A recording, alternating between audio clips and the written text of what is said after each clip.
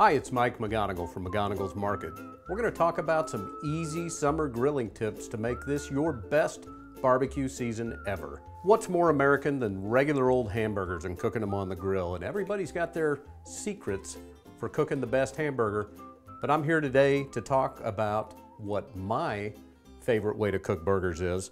And this goes back to a few years ago when I was reading through a cookbook, and this was a book that the author had actually done scientific research, and his findings were that ground beef, in the process of grinding, as it goes through the grinder, gets pretty much pulverized, which makes the moisture move out of the meat really quickly when you're cooking it on the grill.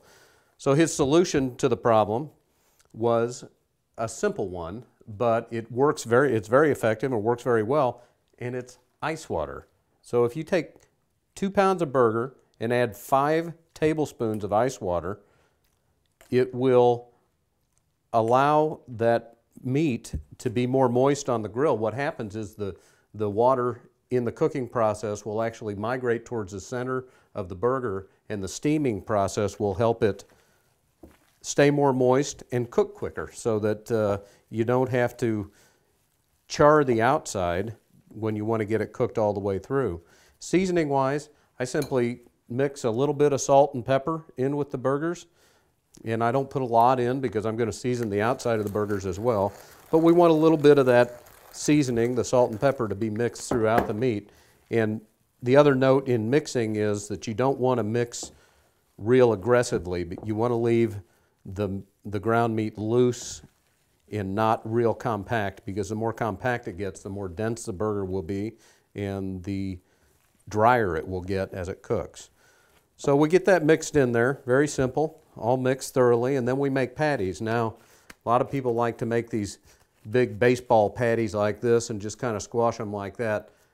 And that's great if you like them that way, but what happens on the grill when you make them that thick is, as the meat on the bottom, when you put it on the grill and the meat cooks, it draws up on the bottom, and it just keeps getting thicker and thicker and thicker because that bottom is drawing up. And then they're really difficult to get done all the way. So I like to make the patties actually a little concave in the center. I've actually experimenting with poking a hole in them so that they cook from the inside to the outside as well, but after my experiments, my best conclusion is that if you just make the center a little thinner than the outside, as they cook, that will actually correct itself. So we got all our patties made up here, and you can see I did a little Papa Bear, Mama Bear, Baby Bear kind of size patties here. So they're all different sizes, which, if they're done right, really doesn't make a lot of difference because they're all going to cook the same. We're going to put a little seasoning on them. This is my favorite steak seasoning. You'll see, if you've seen our steak video, you'll see we use this on our steaks as well. But what are hamburgers anyway? They're just ground steak. So we're going to season them just like we would a steak. And this is just a simple salt and pepper based seasoning. It's got a little onion powder, a little garlic powder in it. I think it actually has a little bit of sugar in it, and never has enough pepper for me, so I put a little extra pepper on them. Flip them over, do the other side, and we're ready to go to the grill. We're going to cook with charcoal today. I'll try to speak real slow for those of you that might be using gas. In the world of charcoal now, we have options. We've got lump charcoal, we've got charcoal briquettes.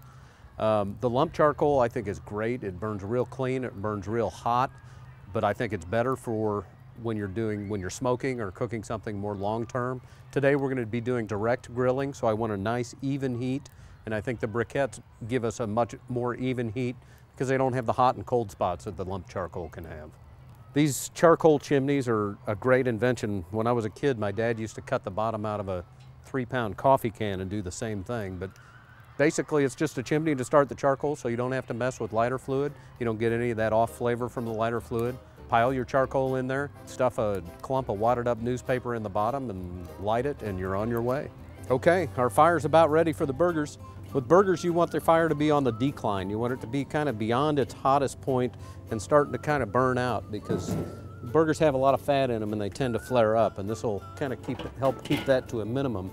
You also want to keep the lid handy in case you do get a major flare up. You want to be able to put that on to douse the flame. So we're going to adjust our grate, our vents, and we're going to pretty much close them all the way so that they We don't have a lot of airflow, and it's not going to let that fire get way out of control hot.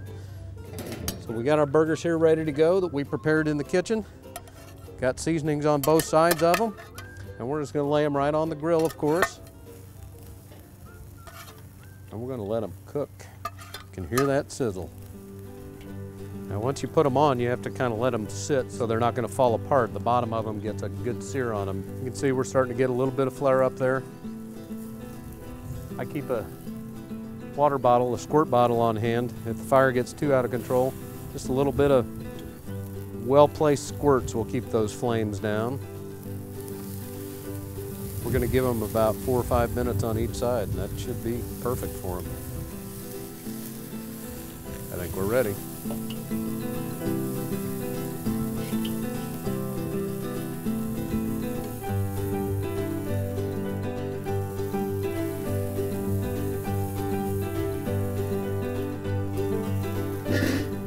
Let's check to see if the cheese is melted.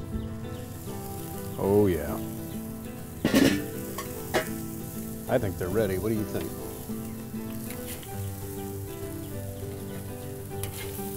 Transferring onto our nice clean plate.